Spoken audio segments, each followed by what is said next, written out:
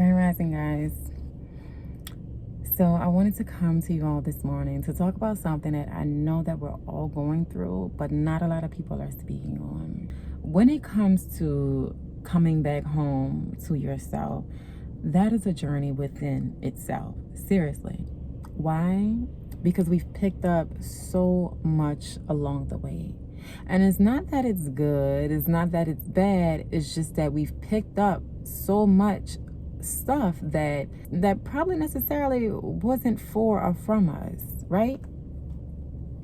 But now that we've picked up those things along the way, we do know, not like, okay, for example, it's like this. You're at a fork in the road, right? Look at yourself. You see yourself in the middle. There's a fork to the right, there's a fork to the left.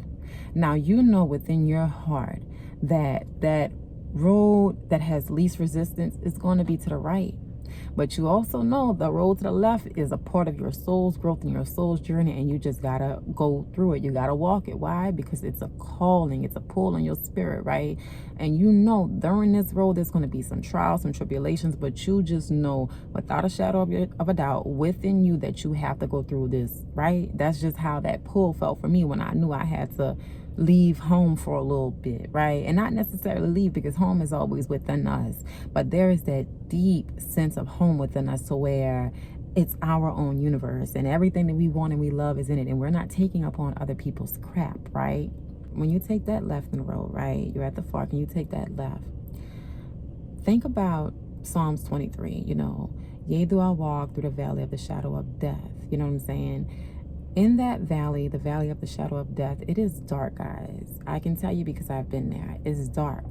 It's dark, and the only thing that is a light and a lamp unto your feet, okay, let's not get all holy, because I'm damn sure not know none. You ain't about to see me wear no black dresses to my ankles and stuff, okay? But I can tell you without a shadow of a doubt, Spirit had to make my ass lay down so I could look up and realize you're giving too much to man. You're doing too much for man, okay? When Spirit is here and Spirit has everything that you need, okay? So on that journey home to myself, I had to realize I had been giving man too much leeway. I had been giving man too much of the say-so. I hadn't put my trust, my faith, and my patience into that higher power where it was supposed to be at. And it's like Spirit had to take not everything, but Spirit had to take those people away from me, or that person away from me that I was giving so much power to. And I had to realize not only did my power within me, but my power also resided in a higher power, okay? And for me, it didn't feel good at first, but it feels great now, because never ever do I feel like I will give man that much power over me, okay? And never will I give my power away like that again. That's something that I realized on the journey away from myself.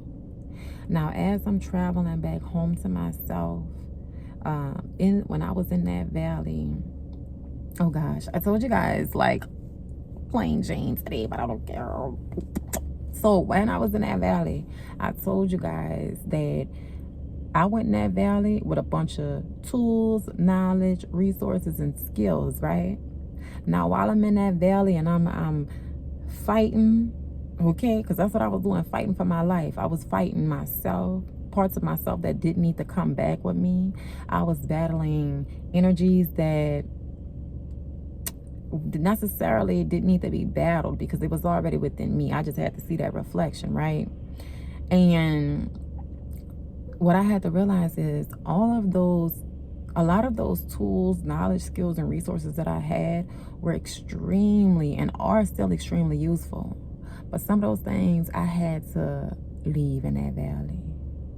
Like allowing people to mess with my self-confidence, allowing people to mess with my self-worth, placing my self-confidence in the hands of somebody else, placing my self-worth in the hands of somebody else, placing my self-value in the hands of somebody else, placing my self-love, my self-care, myself in the hands of somebody else.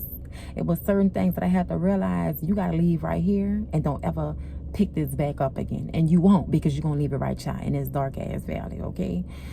I had to realize that I was giving too much of myself, people pleasing, pouring into people, wanting to save everybody, and not really even giving myself that same time, attention, energy that I was giving to other people. That's the type of things, those are the types of things that I had to leave in that valley. You don't need that no more, because when you come back home to yourself, we need you to come back better, refined, more powerful. We need you as you come. It's like this, like I said, this me at home, right? This me on the trail as I'm coming back. As I'm coming back, I'm doing away with the self-doubt. I'm doing away with the self-neglect. I'm doing away with the negative self-talk. I'm leaving all that shit behind, because when I come back home to myself, you're whole, you're complete, you're unique. You already got what you need, okay? I always say everything that I want is within reach, because everything that I need is within me, okay? And the more that I tell myself that, the more I realize I have all the knowledge, the tools, the skills, the resources that I need.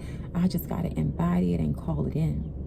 So this journey back home to myself, guys, has been more so of me sitting with myself, being with myself, realizing that some of the things that I picked up as I journeyed on that route, I needed it. You know, I needed to be a little bit more selfish. I needed to be around people that were selfish so I could see what selfishness was like and realize it's not a bad thing. You know what I'm saying? It's not a bad thing. And you need to pick up on that, Brittany. I had to pick up on being selfish. I had to pick up on making sure that my own cup was being poured first, so that I can pour from a full cup. And honestly, so that I can just have a full cup and that it can just overflow. I had to realize I am that tree by the goddamn river that's bearing fruit. Trees do not break. They may bend, but we do not break. I had to realize who I was. I had to go in that dark place where I didn't know myself. And in that dark place, I had to make something out of nothing, in a sense. You know what I mean? I had to really take a deep dive in myself. And like I said, on that journey of coming back home to myself, I had to just, as I'm coming back, I had to just let those things that no longer resonated just go away, do away. I don't need them anymore. You know what I mean? And this person that I feel right now, I haven't felt this energy in about 3 years, you know, guys. I was looking at the astrological weather, and there has been a major planet, a major transit with Saturn, right? The Lord of Karma, the planet of discipline, of structure, of organization. My Saturn is in Aquarius. Aquarius is ruled by Saturn. Aquarius and Capricorn are both ruled by Saturn. My true north is in Capricorn. And I had to realize what all these energies were teaching me. Structure, discipline, balance, boundaries. Boundaries were so major for me, guys. So major. It's like, boundaries? What boundaries? I ain't had boundaries with myself, so I'm gonna have them with somebody else.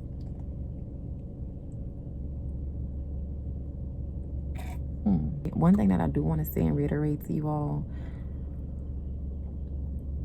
on this journey of coming back home to yourself, which of course is a journey within its own self, be gentle with yourself, be kind, and be patient, because you've picked up on things that no longer serve you, and you realize that they can't go any further with you. So it's like breaking up with parts of yourself. It's like having a breakup. You know how hard a breakup is when you break up with someone that you love, someone that you've been with. Think how hard it is to break up with parts of yourself right now. That's why that gentleness comes in. That's why that grace comes in. That's why that compassion comes in. But as you break away from parts of yourself, I need you to break away and let go in love. Let go in forgiveness. Let go in freedom. I need you to know that you're breaking free, okay, from all things that no longer need to be. Because these things can't come with you on your journey. They ain't gonna serve you for who you are and who you're becoming. But a reminder to be gentle with yourself. Because at the end of the day, you are all that you have and will have. And when it comes to those things that I've picked up along the way, it wasn't all good. It wasn't all bad. It was just simply a phase at that time for me to do a trial and error to see what works for me and what doesn't work for me. to see what gives me a high vibration and what gives me a low vibration. And that is where I've began to practice vibrational based living, because no longer am I concerned about the big picture. You know, we're always so concerned about the destination and destination. What destination? There is no such thing as the destination, because you are always on the journey. If you're not enjoying the journey, which is the everyday nuances, the everyday simplicities, the everyday little joys, and how are you going to enjoy the huge destination? That's something that I had to tell myself. Slow down. Fuck the bigger picture. What are you doing every day to help you enjoy? Because if you get to that bigger picture, think about it. You get to that bigger picture, right? Say it take you 5 years to get to that big picture. But you've been so miserable these 5 years. When you get to that big picture, you don't even want no more. You ain't excited. You're not even enjoying the ups and downs in the middle of that big picture, or the beginning, or the end, or whatever. You're not enjoying the phases, the ebbs and flows that allows you to know when it's time to rest and when it's time to go. In that picture that says, I enjoyed this part of my journey. If you ain't never struggled, then say it like this: if you ain't never struggled, then how will you know what it's like to have? You know what I'm saying? If you ain't never had nothing, then how will you know what it's like to have a lot? That's the part of when I say you have to enjoy the journey and not just the destination. Because if you get to the destination, you just get everything that you want. You'll never know what it was like to struggle when you didn't have it. You'll never appreciate it. You'll never be grateful for it. You'll never say, man, I could do this again, and I want to help other people do that. Guys, I know I'm not the only one that feels like this. We stay in such an overstimulated society that, I don't know about you, but me personally, I have to intentionally and consciously and also consistently set time aside to check in with myself, because it's so overstimulated. And by it being so overstimulated, let's be honest, anxiety starts acting up. And then when anxiety starts acting up, here you go into this spiral of, oh my God, overwhelmingness. And then when you get overwhelmed, you're like, and then when you get, what happens? You get freaking depressed. And then when you get depressed, you start looking at other things and other people to help you cope. That is what I had experienced a lot. And I had to realize I had developed some unhealthy coping mechanisms that turn into bad habits. For me, one was smoking. Now, there is nothing wrong with smoking marijuana. Look, if you, by all means, do what you do. But for me, I'm one of those people that I had to realize you got to find that clarity in the gray area. I used to be so black and white. It either is or it ain't. That gray area, I don't want to hear it. But now when I step into that gray area, I'm able to use different tools, resources, and modalities to help me lower anything that may be overstimulated. For me, it could be an overstimulated mind, right? I'm a Scorpio, a water sign. I am mostly a feeler. Let's say if the moon is in Gemini or Aquarius, probably Gemini, I more than likely am all in my head. If I'm all in my head that day, that ain't necessary. Like, I had to learn my own self. I had to learn my own body. And that's one of the things that I love about coming back home to myself, is when I wasn't in my home space, right? And when we say coming back home to ourselves, for future references, this is what I mean when I say coming back home to yourself. Coming back home to yourself is when you are in your pure, authentic, untouched, untapped, just energy. Okay, no distractions, no influences, no drugs, no alcohol, no meds, nothing influencing you. That is your true home, your true authentic self, how you came in this world butt ass naked. Okay, and I feel myself coming back into my true self. Like, I just feel it. I can't explain it. I can only express it. I feel myself coming back into my true self, because I had been away from home for like the past 3 fucking years. Past 2-3 years, I had been away from myself. And what I realized is a lot of those coping mechanisms that I thought would have helped me, which were so unhealthy. Gosh, I didn't want to go there. Again, I mentioned the smoking, but there are more. I realized, okay, I don't want to suppress my emotions anymore, because that's what the marijuana was doing. I want to address and express myself, because when I address and express myself, I feel lighter. When I keep smoking and suppressing and getting down, what you think? Suppression only leads to depression. That's it. Okay, that is it. I've experienced it. I've been there, done there. Got the shirt, got the mug. You heard me? They was even trying to give me a little keychain. I said, nah, I'm good. I'm not gonna get the keychain, because that means I'm locked in, and I ain't trying to be locked in like that. Okay. So for me, the healthy coping mechanisms that have helped me, and you can say coping, but the healthy mechanisms that have helped me vibrate higher. Number one, prayer. Prayer has helped me, because prayer is when I pour out my heart, and when I say, look, I can sit up here and I can front for everybody else, but I can't front for that one divine spirit that knows me inside out all the way through. I ain't about to front for you. This is where I'm at. This is what I need help with. I need you. Prayer. And I wouldn't just pray in times of need. I'll be praying in times of everything. You know what I'm saying? Like, I wouldn't just pray in times of need. Prayer for sure has helped. Meditation. After I pray, I meditate. When I pray, I'm speaking and saying, you know, I'm pouring out my heart. But when I'm meditating, I'm open. I am an open vessel. I'm an open channel. I'm open. I'm open to hear, and I'm open to receive. Okay. Meditation, prayer, meditation, visualization.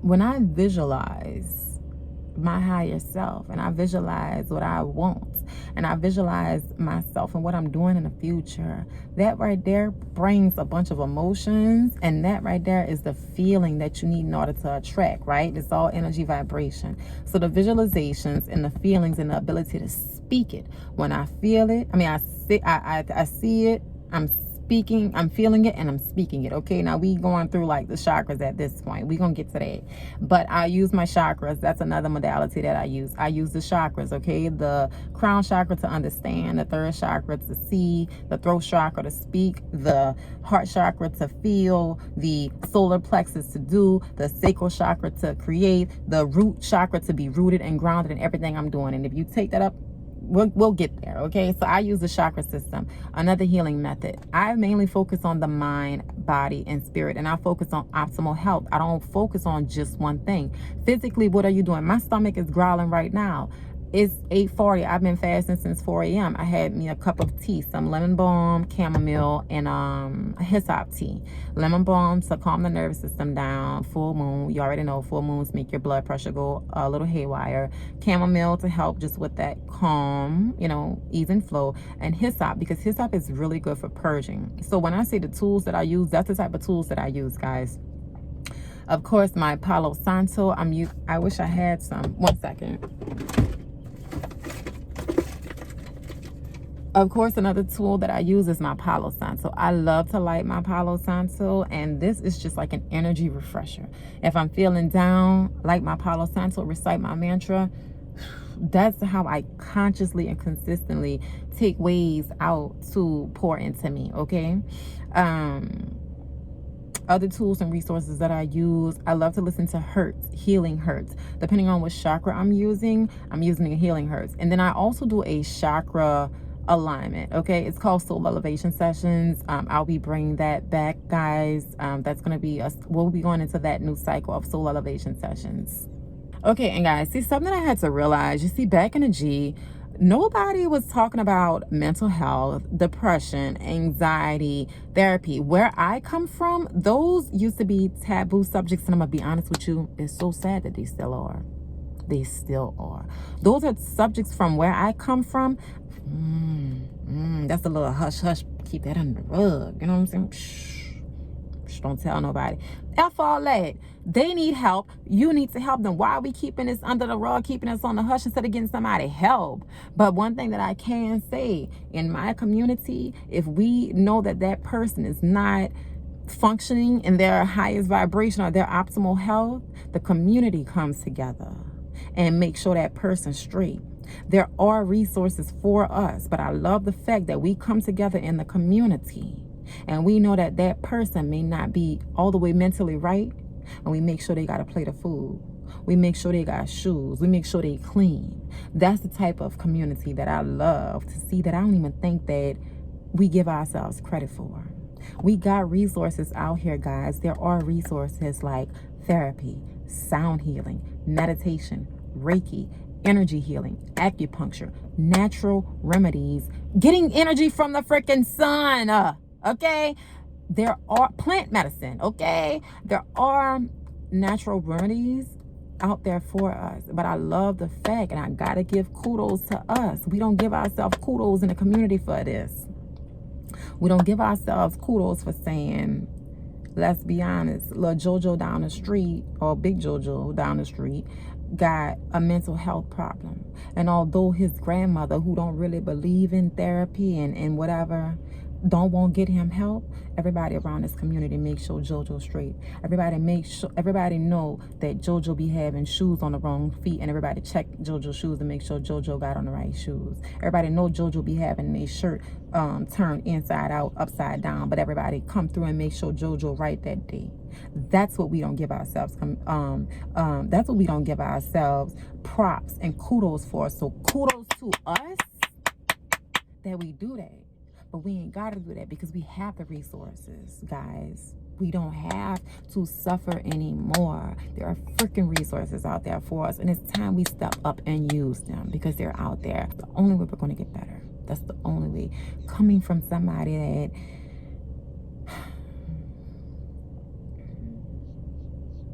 can be really hard on themselves at times and cannot always see the light. And sometimes struggle with believing in themselves, being confident.